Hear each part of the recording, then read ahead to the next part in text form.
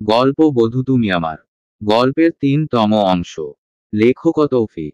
ফিজা লজ্জায় দুহাত নিয়ে মুখটা ঢেকে ফেলে। এমন সময় ইনান খানিকটা রুক্ষ কণ্ঠ বলে, ইনান, লজ্জা অন্য সময় করবেন, এবার আসুন যাওয়া যাক। ফিজা, চলুন। দুপুর গড়িয়ে বিকেল হতে চলল, ছেলের আসার নাম গন্ধ নেই দেখে রেনু খানম সোফায় চিন্তিত হয়ে বসে আছে, আর মনে মনে ভাবতে থাকেন, না, ছেলেটাকে দ্রুত বিয়েটা দিয়েই দিব, এভাবে আর একলা রাখা ঠিক হবে না। পুরুষ মানুষ না জানি কখন কাকে বিয়ে করে আনে, আর আনলেও বাকি আমি একদম মেনে নিব না সেই মেয়েকে, দূর দূর করে তাড়িয়ে দিব বাসা থেকে। আমার নামও রেনু খানম। কথাটা বলে তিনি নিজের ঘরের দিকে পা বাড়াবেন, অমনি কলিং বেল বেজে ওঠে। রেনু খানম ছেলে এসেছে ভেবে দ্রুত গিয়ে দরজা খুলে দিয়ে সামনে না তাকিয়েই মুখটা গম্ভীর করেই বলে, আসলি কেন শুনি? তুই যা না, তোর অফিস নিয়েই থাক, বাসায় আসার প্রয়োজন বোধ করিস না তো, তোর একটা বউ নিয়ে আসতে হবে, বুঝেছি আমি। নাজিয়া খানম বোনের কথাগুলো শুনে বলে হাসতে হাসতে বলে, আরে আপা, তোমার ছেলের বউকেই তো নিয়ে এসেছি আমি, সামনে তাকিয়ে তো দেখো। রেনু খানম ভেতরে দিকে পা বাড়াতে গিয়েও থেমে যান বোনের কণ্ঠ শুনে। দ্রুত পেছনে ফিরে বোনকে দেখেই খুশিতে গদগদ করে বলে, আরে আরে, আমার বনু এসে গেছে। হ্যাঁ আপা, তুমি আসতে বললে আর আমি না এসে পারি? তা আমার বৌমা কোথায়, তাকে এনেছিস তো? এনেছি বলতে একবারে বউ সেজে গুজে এনেছি, তুমি একবার দেখলেই চমকে যাবে। আচ্ছা, আমার চমকে লাভ নেই, যার বউ হবে সে চমকালেই চলবে, দেখি কই ডাক না। নাজিয়া খানম বোনকে টিপ্পনি কেটে বলে, ধুর আপা, নতুন বউ বুঝি এভাবে নামিয়ে আনে? ও গাড়িতে বসে আছে, একটু টাকা পয়সা না হয় সোনা দানা দিয়ে বরণ তো করে নিবে নাকি?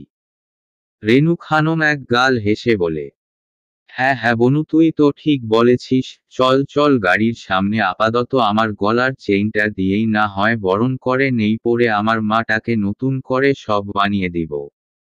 শুধু চেনো আপা, চৌধুরী বাড়ির না একটা রেওয়াজ আছে, হাত বদল হতে থাকবে পুয়েবধূদের গহনা। সেগুলো কোথায়? রেনু খানম মুখটা কালো করে কর্কশ কণ্ঠে বলে, ওগুলো ওই শয়তানি নিয়ে পালিয়ে গেছে নাজিয়া, আমি আর ওসব ফেরত নেয়নি। অভাগীর শরীরে স্পর্শ পেয়েছে এমন কিছু আমার এই বাড়িতে আর আনব না। এমন সময় গাড়ির দরজা খুলে লিজা হন্তদন্ত হয়ে ওর মায়ের দিকে এগিয়ে এসে বলে, এভাবে আর কতক্ষণ বসে থাকবো গাড়িতে আম্মু? উফ, দেখো না, আমার এত কষ্টে করা মেকআপগুলো গলে গিয়েছে। নাজিয়া খানম মেয়ের কথা শুনে ওর দিকে তাকাতেই চমকে উঠে। একগাদা মেকআপ দিয়েছিল লিজা, যার সবটা গলে আর ফেটে গিয়েছে, বিশ্রী হয়ে গিয়েছে। লিজা ওর মাকে একভাবে তাকিয়ে থাকতে দেখে বলে, কি হলো আম্মু, তুমি কথা বলছো না কেন? ওফ, কেন যে তোমার কথা শুনে 4 লেয়ারের মেকআপ করলাম, আমার অস্বস্তি লাগছে, এক্ষুনি আমি ফ্রেশ হব। রাজিয়া খানম চট করে মেয়ের মাথায় গাঁটটা মেরে বলে, হারামজাদি, আর একটু গাড়িতে থাকতে পারলি না? আমার বোন তো তোকে বরণ করে নিয়ে আসতো, ইচ্ছে করছে তোকে আমি মেরে ঝুলিয়ে দেয়। বাপের মতো একবারে বুদ্ধিহীন হয়েছিস। রেনু খানম গলা থেকে নিজের চেইন খুলে এগিয়ে এসে লিজার গলায় পরিয়ে দিয়ে বলে, মাশাআল্লাহ, আমার লিজা মা বেশ বড় গিয়েছে, আজ বাদে কাল আমার পুয়েবধূ হবে। ওকে কিছু বলিস না নাজিয়া, আয় মা, ভেতরে আয়। নাজিয়া খানম খানিকটা অবাক হয়ে বলে, আপা, তুমি কি চোখে কম দেখো? হ্যাঁ রে, আজকাল চশমা ছাড়া কিছু দেখতে পাই না পরিষ্কার, তুই জানলি কি করে? নাজিয়া খানম মুচকি হেসে বলে, না আপা, এমনি আন্দাজে বললাম, চলো ভেরতে যাই, এভাবে কতক্ষণ দাঁড়িয়ে থাকবো বলো? হ্যাঁ চল, আয় মা, লিজা তোর হবু স্বামীর ঘরটা দেখিয়ে দেয়, ওখানে গিয়ে ফ্রেশ হয়ে নিস। রেনু খানম ভেতরে চলে যান। অমনি নাজিয়া খানম লিজাকে ফিস ফিস করে বলে, লিজা দ্রুত ইনানের ঘরে গিয়ে মুখটা পরিষ্কার করে নিস, একবারে শাকচুন্নির মতে লাগছে দেখতে। ভাগ্য ভালো বুড়ি চোখে চশমা পরে আসিনি, না হলে তোকে এই অবস্থায় দেখে হার্ট ফেল করত। হি হি হি, যা বলেছ আম্মু, আমারই তো ভয় করছে। চলো চলো ভেতরে যাই, না হলে খালা আবার চশমা পরে নিবে। মায়ের হাত একটা ধরে বসে আছে ফিজা, পাশেই দাঁড়িয়ে কথা বলছে ইনান আর অধ্যাপক সেলিম শাহী। খানিকক্ষণ কথা বলার পর দা কেবিন থেকে চলে যায়। ইনানও বেরিয়ে যেতে নিবে অমনি ফিজা বলে উঠে, ফিজা, স্যার। ইনান, বলুন মিস ফিজা। ফিজা, আমার বিশ্বাস হচ্ছে না আমার মাকে এমন একটা হসপিটালে ভর্তি করিয়ে সেরা ডাক্তার দিয়ে চিকিৎসা করাতে পারবো। এটা স্বপ্ন নয় তো? ইনান, মিস ফিজা, হাতে চিমটি কেটে দেখুন। আর শুনুন, আমি আপনাদের বস হিসাবে শুধু হুকুমই করে যাব না, আপনাদের ভালো মন্দ ও দেখাশোনা করব। আজ আপনার ছুটি, তবে কাল থেকে দয়া করে অফিসে আসবেন। আপনার মাকে সার্বক্ষণিক দুটো নার্স দেখাশোনা করবে। ফিজা, কিন্তু স্যার, অত টাকা তো নেই আমার কাছে। ইনান, ধুর, আরে বলেছি না আপনার মায়ের সমস্ত চিকিৎসা খরচ কোম্পানির। আপনি নিশ্চিন্তে থাকুন। আর একটা কথা। ফিজা, বলুন। ইনান, একটু হাসুন মিস ফিজা, এভাবে মুখ গোমড়া করে রাখলে কেমন যেন আমার বুকে ছিন ছিন ব্যথা করে। ফিজা মুচকি হাসে, ইনানও হেসে বলে, ইনান, এভাবে হাসি থাকবেন, সব কিছুর সমাধান হয়ে যাবে। সেলিম স্যার ভালো ডাক্তার, আশা করি সুস্থ হবেন তোমার মা। তবে ক্ষতিটা বেশিই করে ফেলেছ, প্রায় শরীরের 60% অবশ হয়ে গিয়েছে, যার কারণে কথা বলতে পারছে না। ফিজা মুখটা মলিন করে বলে, ফিজা, বুঝতে পেরেছি স্যার। আপনি তবে আসুন, দুপুরে তো আপনি লাঞ্চ করেননি। ইনান, আপনিও করেননি। যাই হোক, রাতের খাবারটা পাঠিয়ে দিব আপনার মামার হাতে। আর হ্যাঁ, আগামীকাল সকাল সকাল অফিসে আসবেন। ফিজা, চেষ্টা করব স্যার। ইনান, চেষ্টা নয়, আসতেই হবে। 2 দিনেই মনটা চুরি হয়ে গিয়েছে। এখন ওই মায়াবী মুখটা না দেখলে আমি অস্থির হয়ে উঠি।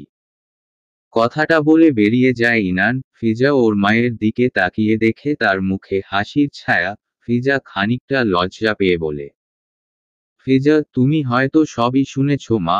লোকটা আসলে একটু পাগল টাইপের। 2 দিনেই আপন করে নিতে জানে। তুমি ওনার কথায় কিছু মনে করো না।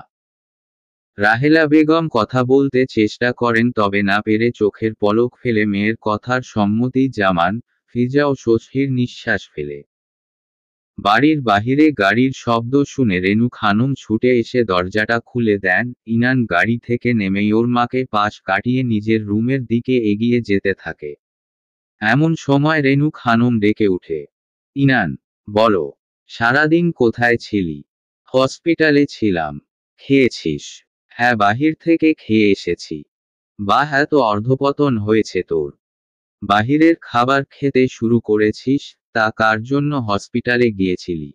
আমি যে সারাদিন তোর জন্য অপেক্ষায় বসেছিলাম। গিয়েছিলাম একজনের মায়ের জন্য। আর তোমাকে অপেক্ষা বলিনি আমি। সে যাই হোক, আর কিছু বলবে? আমার ঘুম পেয়ে গেছে, ঘুমাবো। রেনু খানম মুখটা গম্ভীর করে, খানিকটা দাম্ভিকতার সাথে বলে, আমি তোমার মা ইনান, ভালো মতো কথার জবাব দাও। কার জন্য হসপিটালে গিয়েছিলে? তুমি আমার মা হলেও এখন মা বলতে ঘৃণা লাগে। ঘৃণা আরও যেন না বাড়ে, সেজন্য কথা বলতে চাচ্ছি না। তোমার মনে অহংকার এর বসবাস। অহংকার ত্যাগ করো। মুখ সামলে কথা বল ইনান। ইনান ওর মায়ের কথায় পাওয়া না দিয়ে নিজের ঘরের দিকে যেতে নিবে অমনি আড়াল থেকে বেরিয়ে আসেন নাজিয়া খানম। বোনের পাশে গিয়ে দাঁড়িয়ে বলে, নাজিয়া খানম, দেখলে আপা, তোমার ছেলে নিশ্চিত কোনো শয়তানির ফাঁদে পড়েছে। আমি নিশ্চিত মেয়েটা হয়তো তাবিজ করেছে তোমার ছেলেকে। ছেলের ভালো চাও তো বিয়ে এক্ষুনি দিয়ে দাও। ইনান সিঁড়ি দিয়ে উঠতে গিয়েও থেমে যায়, ঘাড় ফিরিয়ে খালার দিকে তাকিয়ে রাগী কণ্ঠে বলে, একি নাজিয়া খালা তুমি? তোমাকে না আসতে বারণ করেছিলাম আমি? তবুও কোন সাহসে এসেছো? নাজিয়া খানম কিছু বলার আগেই রেনু খানম বলেন, আমার বোনকে তুই আমার বাসায় আসতে বারণ করতে বলার কে? আমার বোন শতবার আসবে, তুই তোর ঘরে যা। ইনান তাচ্ছিল্যের হাসি দিয়ে বলে, চুন্নির বোনের বড় গলা মানায় না মা। তোমার বোনকে আজ এক্ষুনি বাসা থেকে বিদায় না করলে আগামীকাল বাসায় পুলিশ ডেকে আনবো। এর আগে তো আরাফাত সাহেব হাতে পায়ে ধরায় পুলিশে দেয়নি, এবার আমি দেবই। আর বিদায় করে দেওয়ার আগে ব্যাগ চেক করবে। চুন্নির বিশ্বাস নেই, না জানি কত কি সরিয়ে ফেলেছে। কথাটা বলে দ্রুত ইনান নিজের রুমের সামনে গিয়ে দরজা খুলতে গিয়ে অবাক হয়, দরজা ভেতর থেকে লক করা। ইনান আশেপাশে তাকিয়ে হুট করে সজোরে দরজায় একটা লাথি মারে। মনের সুখের বিশাল বড় ড্রেসিং টেবিলের সামনে বসে মেকআপ করছিল লিজা। এমন সময় দরজায় সজোরে লাথি মারার শব্দ শুনে কিছুটা বিরক্তি নিয়ে দরজা খুলে দিতেই কেউ একজন ওর কপালে পিস্তল এর নল ঠেকিয়ে চিৎকার করে বলে উঠে, চুন্নির মেয়ে, তোর এত বড় কলিজা হয়ে গিয়েছে, তুই আমার রুমে ঢুকেছিস? তোকে আজ গুলি করে মেরে ফেলবো। কথাটা বলার সাথে ইনান নিজের বাম হাত দিয়ে লিজার গলাটা টিপে ধরে। চুন্নির মেয়ে, তোর এত বড় কলিজা হয়ে গিয়েছে, তুই আমার রুমে ঢুকেছিস? তোকে আজ গুলি করে মেরে ফেলবো। কথাটা বলার সাথে ইনান নিজের বাম হাত দিয়ে লিজার গলাটা টিপে ধরে। এদিকে দুই বোন গল্প করতে সোফায় বসতে নিবে অমনি ইনানের চিৎকার শুনে নাজিয়া খানম শিউরে ওঠেন, ভয়ে ঢোক গিলে বোনের দিকে তাকিয়ে বলেন, আপা। ইনান চিৎকার করে, কাকে মেরে ফেলতে চাইছে? আমার মেয়েকে নয়তো? রেনু খানম লাফিয়ে উঠেছেন বোনের সাথেই, তিনিও খানিকটা ভয় ভয় বলেন, কি বলছিস এসব? ইনান কেন মেরে ফেলবে লিজাকে? ও কি করছে এমন? তুমি তো লিজাকে ইনানের রুমে পাঠিয়েছিলে ফ্রেশ হতে, তারপর থেকে ও ওই ঘরেই ছিল। রেনু খানম তড়িৎ দৌড়ে সিঁড়ি দিয়ে উঠতে উঠতে বলেন। সর্বনাশ! নাজিয়া দৌড়ে চল, না জানি ইনান কি করে ফেলল। নাজিয়া বেগম ও সিঁড়ি দিয়ে ছুটে আসেন। ইনান বাম হাতে এতটা জোরে লিজার গলা চেপে ধরেছিল যে ও কথায় বলতে পারছিল না, আর কপালে পিস্তল এর নল থাকায় ছটফট করতেও ভয় করছিল। মেয়ের মাথায় পিস্তলের নল ঠেকিয়ে ইনানকে দাঁড়িয়ে থাকতে দেখে চিৎকার করে উঠেন নাজিয়া খানম। বাবা, ইনান, আমার মেয়েকে ছেড়ে দে বাবা, আমার মেয়েকে ছেড়ে দে। ইনান লিজা গলাটা ছেড়ে দেয়, সাথে সাথে লিজা ছুটে গিয়ে রেনু খানমের পেছনে লুকিয়ে পড়ে। রেনু খানম কি বলবেন ভেবে পাচ্ছেন না, তিনি নিজেও ভীতু হয়ে গিয়েছে, তার চোখে মুখে আতঙ্কের ছাপ। ইনান ফিরে তাকায় ওর মায়ের দিককে, তার গর্জন করে উঠে বলে, তোমার খুব সাহস বেড়ে গিয়েছে রেনু খানম, খুব সাহস বেড়ে গিয়েছে। আমাকে আমার পুরনো রূপে ফিরতে দিও না, টুকরো টুকরো করে ফেলবো। রেনু খানম পাথর মতো দাঁড়িয়ে থাকেন, তার মুখ দিয়ে কোনো কথা বের হচ্ছে না। ইনান পিস্তলটা নাজিয়া খানমের দিকে উঁচিয়ে ধরে বলে, নাজিয়া খানম, তোকে 5 মিনিট সময় দিলাম, আমার বাড়ি থেকে যা যা সরিয়ে নিজের শতখানেক খালি লাগেজে ঢুকিয়েছিস সব রেখে বেরিয়ে যাবি। যদি এই 5 মিনিটের 1 সেকেন্ডও বেশি সময় বাড়িতে থাকিস তবে তোর রক্তে গোসল করে নিব। কথাটা বলে এগিয়ে যায় রেনু খানমের পেছনে লুকিয়ে থাকা লিজার দিকে। ইনানকে এগিয়ে আসতে দেখে লিজা থরথর কেঁপে ওঠে। ইনান লিজার সামনে গিয়ে মুচকি হেসে বলে, সরি রে বোন, মন খারাপ করিস না, তুই জানিসই আমার ঘরে আমি কাউকে আসতে দেই না, রাগ হয় আমার। আমি যেতে চাইনি ভাইয়া, খালা আর আম্মু জোর করে পাঠিয়েছিল তোমার রুমে ফ্রেশ হতে, আর বলেছিল তুমি আমার স্বামী হবে, তাই তোমার রুমেই আজ থেকে থাকবো। ইনানের রাগটা কমে যায় লিজার ওপর থেকে, ওর মাথায় হাত বুলিয়ে দিয়ে বলে, ভাইয়াকে কেউ বিয়ে করে লিজা? এই অঙ্গানটা কি তোর হয়নি? তোর মা আর খালার না হয় মাথায় গোবর দিয়ে ঠাসা, তোরও কি তাই? লিজা স্বাভাবিক হয়, হি হি হি করে হেসে বলে, না না ভাইয়া, আমার মাথায় গোবর দিয়ে ঠাসা নয়। ইনানও মুচকি হেসে বলে, তবে গিয়ে ঠাসা। মেকআপ ভাইয়া, হরেক রকমের মেকআপের নাম দ্বারা ঠাসা। তাই হবে হয়তো, তা এইচএসসি রেজাল্ট দিয়েছে, এবার পাশ করতে পেরেছিস? লিজা মুখ থেকে হাসিটা হঠাৎ উধাও হয়ে যায়, মাথাটা নিচু করে, ভয় ভয় বলে, না ভাইয়া, এবারও ফেল করেছি আমি সব সাবজেক্টে। গম্ভীর হয়ে আসে ইনানের মুখ, লিজার মাথায় আবারও হাত বুলিয়ে দিতে দিতে বলে, শোন লিজা, আমি তোর বিষয়ে খোঁজ নিয়েছি, তুই পরীক্ষার হলেই থাকিস না, আর থাকলেও তোর মা খালার মতো একে ওকে ফ্লাইং কিস দ্যাস, ওসব বাদ দে, আবার পরীক্ষার প্রস্তুতি নে, যদি এবার পরীক্ষায় পাশ করিস তবে। লিজা ব্যস্ত ভঙ্গিতে বলে, হ্যাঁ হ্যাঁ বলো ভাইয়া, তবে? তবে তোকে আমি আস্ত একটা পার্লার কিনে দিব, সেখানে সারাদিন তুই সেজেগুজে আরেকজনকে সাজিয়ে দিবি। সত্যি বলছো তো ভাইয়া? হ্যাঁ রে বোন তিন, সত্যি, তবে এটা কিন্তু তখনই পাবি যখন তুই পাস করবি। লিজা খুশিতে ইনানকে জড়িয়ে ধরে বলে, মনে রেখো ভাইয়া, এইবার পরীক্ষা আমি দেয়া আর পাশ করে মিষ্টি হাতে তোমার সামনে আসব। আমিও তোর অপেক্ষায় থাকব। তাহলে আসি ভাইয়া। আম্মু চলো চলো ভাইয়া, 5 মিনিট দিয়েছিল, অলরেডি 3 মিনিট চলে গিয়েছে। লিজা ওর মায়ের হাত ধরে সামনে পা বাড়ায়, এমন সময় ইনান লিজাকে ডেকে উঠে, লিজা বোন শুনে যা। লিজা ফিরে আসে ইনানের সামনে। ইনান লিজার হাত ধরে ঘরের ভেতরে গিয়ে সোজা গিয়ে ড্রেসিং টেবিলের সামনে, তারপর ইনান বলে উঠে, এই যে মেকআপ পাগলি, এই সবগুলো সাজার জিনিস তুই নিয়ে যা। তখন তো মনে হয় মন ভরে সাজতে পারিসনি। লিজা হাসতে গিয়েও হঠাৎ কেঁদে ফেলে। ইনান দ্রুত লিজার চোখের পানি মুছে দিয়ে বলে, কিরে কাঁদিস কেন? নিয়ে যা, আমি একটু ঘুমাবো, তারপর তোর ভাবির কাছে যাব। তুমি কত ভালো ভাইয়া। ইনান লিজার মাথায় গাঁটটি মেরে বলে, আমি তো ভালোই, খারাপ ছিলাম আবার কবে? ছিলে ভাইয়া। হয়েছে, এখন যা তো ঘুমাবো। লিজা ড্রেসিং টেবিলে থাকা সব সাজার জিনিস একটা ব্যাগে নিয়ে ঘর থেকে বেরিয়ে যায়। ইনান ও দরজা লাগিয়ে দিয়ে বিছানায় শুয়ে পড়ে।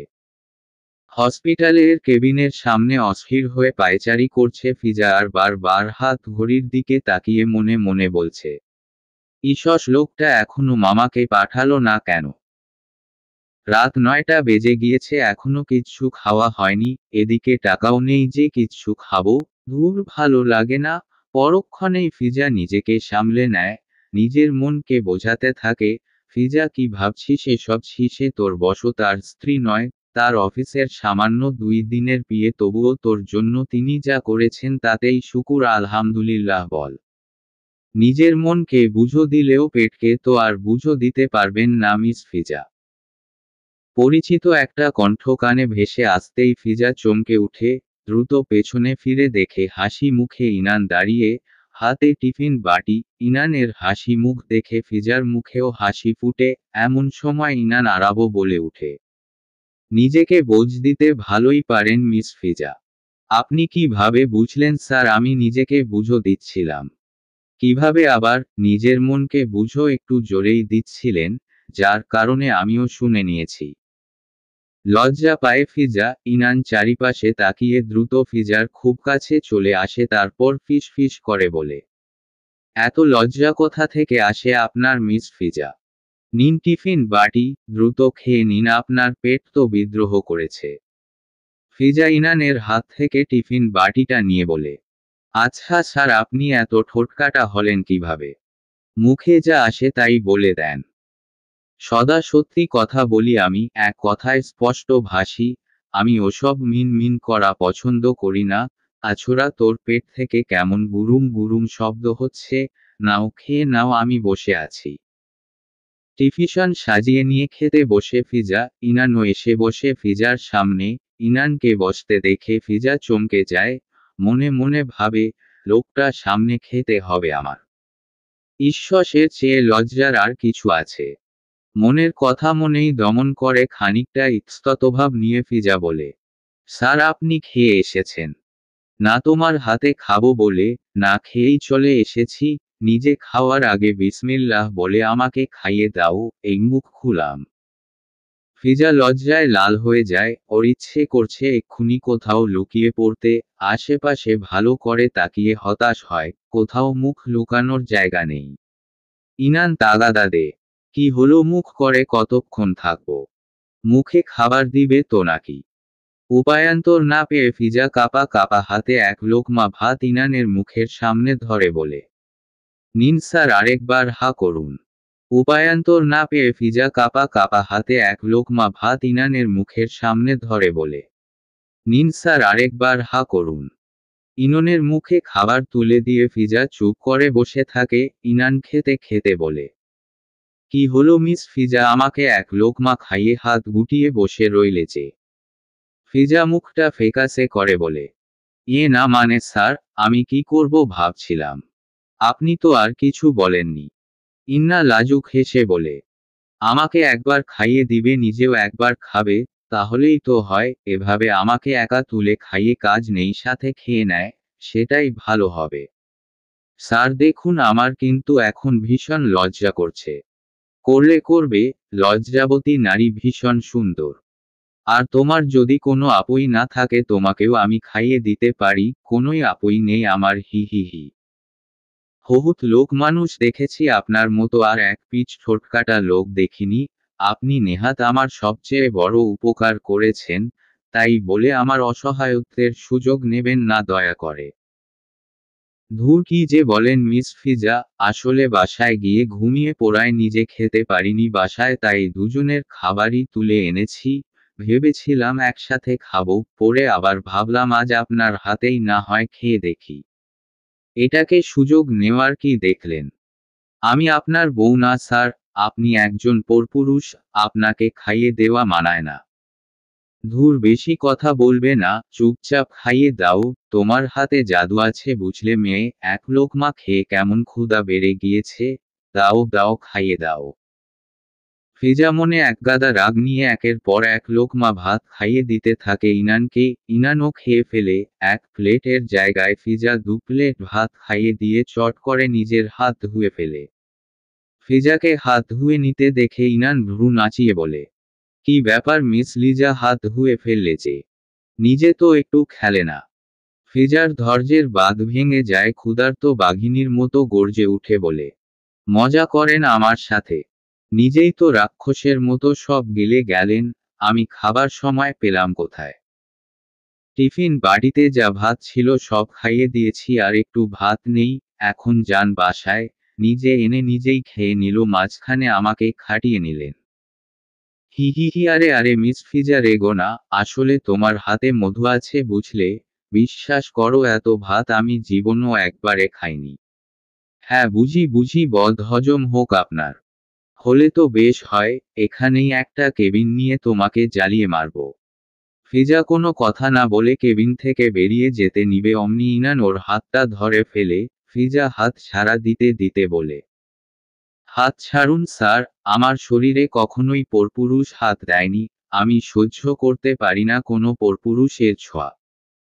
ইনান ফিজাকে টেনে এসে বসিয়ে দেয় চেয়ারে, তারপর আরেকটা টিফিন বাটি ফিজার দিকে এগিয়ে দিয়ে বলে, এখানে আপনার খাবার আছে মিস ফিজা, আমাকে যেটা খাইয়ে দিলে ওটা আমার জন্যই ছিল, আর এটা আপনার, খেয়ে নিন, রাগ করবেন না। ফিজা শান্ত হয়ে বসে, ইনান টিফিন বাটিটা রেখে বেরিয়ে যায় কেবিন থেকে। ফিজা আর চোখে ইনানের চলে যাওয়ার দিকে তাকিয়ে দীর্ঘশ্বাস ছেড়ে মনে মনে বলে, যাক বাবা শয়তান বশ চলে গিয়েছে, এখন খেয়ে নেয়। লোকটার ঘৃণা কেন লাগলো না বুঝলাম না, সে তো জানেই আমার মা অসুস্থ, তার এইগুলো আমি পরিষ্কার করছি তবুও কেমন আমার হাতটা চেটে খেয়েছে, ছি ছি ছি, আমার তো লজ্জায় মাথা কাটা যাচ্ছে। ফিজার বিড়বিড় করার মাঝেই ইনান কেবিনের দরজা খুলে বলে উঠে, মিস ফিজা। চমকে উঠে ফিজা ঘাড় ঘুরিয়ে দরজার দিকে তাকায়। ফিজাকে তাকাতে দেখে ইনান হেসে বলে, বিড়বিড় করে কথা বলবেন বেশ ভালো, তবে বিড়বিড় করতে গিয়ে এত জোরে বলেন যে আমি শুনে ফেলি। আমাকে শুনিয়ে বলতে ইচ্ছে হলে সামনাসামনি বলে দিলেই তো হতো। জবাব দিয়ে দিতাম, আজ তো আঙুল চেটে খেয়েছি, আগামীকাল আঙুলও খেয়ে নিব, বলে গেলাম। ফিজা আবারও বিড়বিড় করে কিছু বলতে গিয়েও থেমে যায় আর চোখে দরজার দিকে তাকিয়ে কি একটা ভেবে খেতে শুরু করে দেয়। ছেলেকে হঠাৎ আগের মতো হয়ে যেতে দেখে রেনু খানম বেশ ভয় আছেন। ছোট বোন নাজিয়াকে সেই তখনই বাড়ি পাঠিয়ে দিয়েছেন। তিনি কোনো রিস্ক নিতে চান না, কারণ তিনি ভালো করেই জানেন ইনান একবার যা বলবে তা সে করবেই। ঘড়ির ঘণ্টার কাঁটা 10টা ছুঁই ছুঁই, রেনু খানম পায়চারি করছেন, তার মন শুধু বলছে, আল্লাহ আমার মানিককে আবার ভুল পথে নিও না তাকে। রাত 10:30, বাড়ির গেইটে গাড়ির শব্দ শুনে রেনু খানম দ্রুত বাহিরে বের হন। ইনান এসেছে, ছেলেকে দেখে খুশি হন রেনু খানম, তবুও তা প্রকাশ না করে মুখটা গোমরা করে ছেলের পথ আটকে দাঁড়ান। ইনান গাড়ি থেকে নেমে নেমে মাকে এভাবে পথ আটকিয়ে দাঁড়িয়ে পড়তে দেখে বলে, কি হলো মা, এভাবে খাম্বার মতো দাঁড়িয়ে পড়লে কেন? রেনু খানম গলাটা চড়িয়ে বলেন, তুই কি শুরু করেছিস ইনান? ইনান অবাক হয়ে বলে, কই কি শুরু করেছি আমি মা? নিজেই ভেবে দেখ। ও বুঝেছি খালাকে ওভাবে চলে যেতে বলায় খুব লেগেছে। ইনান মুখের ভাষা ভালো কর, আমি তোর মা, এভাবে নোংরা ভাষা মুখে আনিস না। কখনো কখনো আনতেই হয় মা, নয়তো তোমার মতো দুমুখো সাপ মানুষ হয় না। যাই হোক, সামনে থেকে দূর হয়ে যাও, তোমাকে দেখতে ইচ্ছে হচ্ছে না আমার। রেনু খানম চিৎকার করে উঠেন। হ্যাঁ হ্যাঁ, এদিন দেখতেই তেকে পেটে ধরেছিলাম আমি। হায় আল্লাহ, আমার ছেলেকে কোন শয়তানি তাবিজ করলো। ইয়া আল্লাহ, আমার ছেলেকে আমার বুকে ফিরিয়ে দাও। আমার ছেলেকে এত কষ্টে মানুষ করলাম, আর সে বলে কিনা আমাকে দেখতে ইচ্ছে করে না। ইনান প্রচণ্ড বিরক্তি নিয়ে বলে, ধুর বাল, কি এক যন্ত্রণা এই মহিলাকে নিয়ে। আরে কথায় কথায় তাবিজ তাবিজ করো কেমা? এসব তো তোমার বংশের কাজ। নানা তো ছিল বিশাল বড় ভণ্ড কবিরাজ। এই খবরদার আমার বাবাকে বাজে কথা বলবি না। তবে তুমিও তাবিজ তাবিজ করে মাথা খেও না আমার। মন মেজাজ ভালো নেই, ঘরে চলো। কথাটা বলে ইনান ওর মায়ের হাত ধরে ভেতরে নিয়ে যেতে নেবনি রেনু খানম বেঁকে বসেন, মুখটা ভার করে বলেন, যাব না ঘরে, তুই যা, তোর সাথে কথা নেই আমার।